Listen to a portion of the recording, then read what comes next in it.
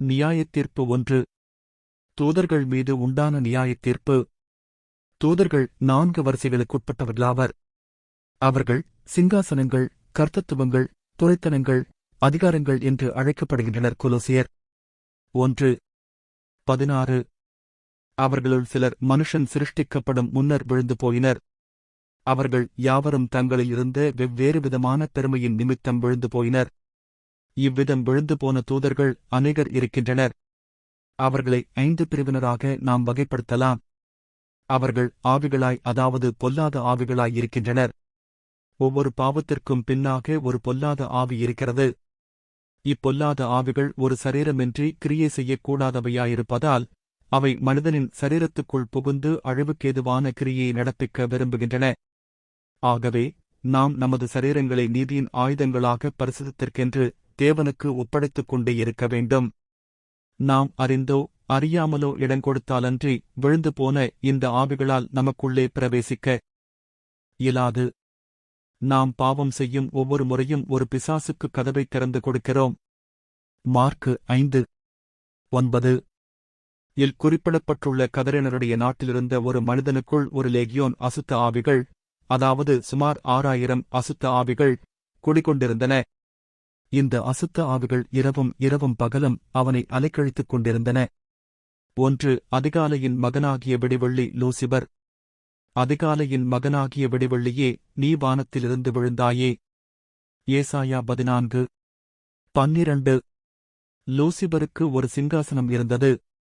தேவனுடைய நட்சத்திரங்களுக்கு மேலாக என் சிங்காசனத்தை உயர்த்துவேன். ஏசாயா 14:13 என்று அவன் கூறுகிறான்.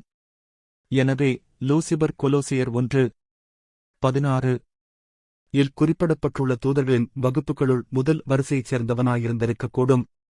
நான் வானத்துக்கு ஏறுவேன், தேவனுடைய நட்சத்திரங்களுக்கு மேலாக என் சிங்காசனத்தை உயர்த்துவேன், வடபுறங்களிலுள்ள ஆராதனைக் கூட்டத்தின் பர்வதத்திலே வீற்றிருப்பேன் என்றும், நான் மேகங்களுக்கு மேலாக உன்னதங்களில் ஏறுவேன், உன்னதமானவருக்கு ஒப்பாவேன் என்றும் லூசிபர் கூறினான். ஏசாயா 14:13-14 தன்னைத்தான் உயர்த்துதல் அல்லது தனக்கு உரிய பதவியையும் கனத்தையும் பார்க்கிலும் மேன்மையான பதவியையும் கனத்தையும் அபகரிக்க பிரயாசப்படுதலே லூசிபரின் ஆவியாகும். லூசிபர் ஏற்கனவே மேன்மை பொருந்திய ஒரு தூதனாயிருந்தான். அவன் பிரதான தூதனாகவும் கூட இருந்திருக்கலாம். அவனுக்கு ஒரு சிங்காசனமும் இருந்தது. அவன் அதிகாலையின் மகன் என்று அழைக்கப்பட்டான். அவன் மாபெரும் வல்லமை படைத்தவனாக ஒளிவீசிப் பிரகாசிக்கும் ஒரு தூதனாக இருந்திருக்க வேண்டும். எனினும் தேவன் அவனுக்கு அருளியிருந்த சகல வல்லமையிலும் மகிமையிலும் அவன் திருப்தியுள்ளவனாயிருக்கவில்லை. அவன் தனக்கு இருந்ததைக் காட்டிலும் இன்னும் அதிகமான அதிகாரத்தையும் உயர்ந்த ஸ்தானத்தையும் அதிகமான கனத்தையும் இவை போன்ற மற்ற பல மேன்மைகளையும் அடைய விரும்பினான். இந்த கிரியை ஆவியே பொதுவாக உலகிலும் அரசியலிலும் செய்கிறது. உலகில் நடைபெறும் போராட்டங்களில் பெரும்பாலானவைகளை தூண்டிவிடுவது இந்த லூசிபரின் ஆவியே. இது ஆவிக்குரிய மத சம்பந்தமான உலகிலும் கூட அதிக தீவிரமாயிருக்கிறது. இந்த ஆவியே மனிதர்களை அதிகமதிகமான அதிகாரம், தலைமை ஸ்தானம், பதவி, கனம் போன்றவற்றின் மீது ஆவல் கொள்ளச் செய்கிறது.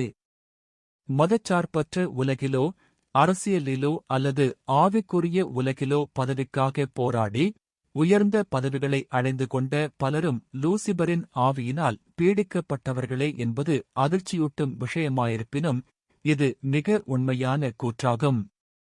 இப்படிப்பட்டவர்களின் முடிவு பயங்கரமாயிருக்கூடும். மாறாக நாம் தாழ்மையின் ஆவியை உடையவர்களாயிருத்தல் என்பது அவர் பெருகவும் நான் சிறுகவும் வேண்டும், அதாவது நான் கிறிஸ்துவுக்குள் முழுவதுமாக மறைந்திருக்க வேண்டும். யோவான் 3:30 என்று இருதயத்தின் ஆழத்திலிருந்து ஜெபம் பண்ணுவதே ஆகும். லூக்கா 18:11-12 வசனங்களின் ஆங்கில மொழிபெயர்ப்பில் பரிசேயன் நான் என்று 5 முறை கூறுவதையும் ஏசாயா 14:13-14 என் ஆங்கில மொழிபெயர்ப்பில் லூசிபர் நான் என்று 5 முறை கூறுவதையும் நாம் காண்கிறோம். தன்னைத்தானே உயர்த்துதல், மிதமிஞ்சிய தன்னம்பிக்கை கொண்டிருத்தல் போன்ற சுயத்தோடு சம்பந்தப்பட்ட யாவும் லூசிபரின் ஆவியோடு தொடர்புள்ளவையே. நம்முடைய ஆவிக்குரிய நிலையாது என்பதை நாம் அறிந்திருக்க வேண்டும். நாம் நமது ஒன்றுமில்லாமையை உணர்ந்து நாம் அழைக்கப்பட்ட அழைப்பில் நிலைத்து நிற்க வேண்டும். நாம் எவ்வளவதிகமாக உயர்த்தப்படுகிறோமோ அவ்வளவதிகமாய் நம்மைத் தாழ்த்த வேண்டும். உன்னைக் காட்டிலும் நான் பரிசுத்தன் என்னும் மனப்பான்மை லூசிபரின் ஆவியாகும். நாம் மனத்தாழ்மையினாலே நம்மைக் காட்டிலும் மற்றவர்களை மேன்மையானவர்களாய் எண்ண வேண்டுமென்றே வேதவசனம் நமக்கு அறிவுறுத்துகிறது. பிலிப்பியர் 2:3. பல்வேறு வகையான பெருமைகள் உள்ளன. பிறரை அற்பமாக எண்ணுதலுங்கூட பெருமையின் ஒரு வடிவமாகும். அது தன்னைத்தானே உயர்த்தும் ஆவியாகும். தேவனுடைய நட்சத்திரங்களுக்கு மேலாக என் சிங்காசனத்தை உயர்த்துவேன் என்று லூசிபர் சொன்னான். ஏசாயா 14:13. பிறரை அற்பமாக எண்ணுவதின் வாயிலாக நாம் நம்மையே உயர்த்திக் கொள்கிறோம். ஜாதிகளைப் பலவீனப்படுத்தினவனே, நீ தரையிலே விழ வெட்டப்பட்டாயே. ஏசாயா 14:12.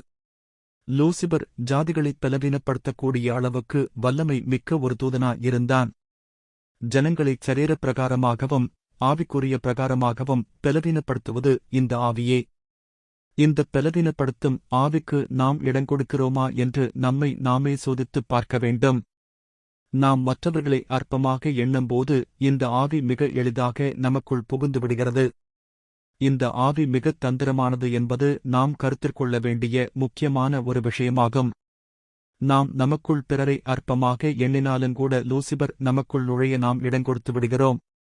மனிதரைத் தங்களில் நம்பிக்கை கொள்ள செய்வதும் தங்களையே நீதிமான்கள் என நினைத்துக் கொள்ள செய்வதும் மற்றவர்களை அற்பமாக எண்ண செய்வதும் இந்த ஆவியின் தன்மையாகும். ஆனாலும் நீ அகாதமான பாதாளத்திலே தள்ளுண்டு போனாய். ஏசாயா 14:15. புழுக்களே உன் படுக்கை, பூச்சிகளே உன் போர்வை என்று 11ஆம் வசனம் கூறுகிறது.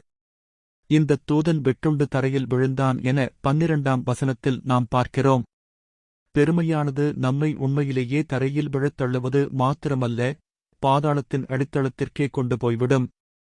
தேவனுடைய இந்த நியாயத்தீர்ப்பு நம்மீது வரும் வரை நாம் காத்திருக்கலாகாது. தேவனுடைய நியாயத்தீர்ப்பைத் தவிர்ப்பதற்கான ஒரு நல்ல வழி நம்மை நாமே முற்றிலும் நிதானித்தறிவதே ஆகும். நம்மை நாமே நிதானித்து அறிந்தால் நாம் நியாயந்தீர்க்கப்படோம். என் இருதயத்தில் யாரையேனும் நான் அற்பமாக எண்ணுகிறேனா? எனக்குள் பிறரை அவமதிக்கும் ஆவி இருக்கிறதா? ஒரு நபர் ஏதோ சில தவறுகள் செய்துவிட்ட காரணத்தால் அந்நபரிலும் நான் மேலானவன் என்று நான் என்னைக் குறித்து எண்ணிக்கொள்ளுகிறேனா என்று அனுதினமும் நம்மை நாமே கேட்டுக்கொள்வோமாக.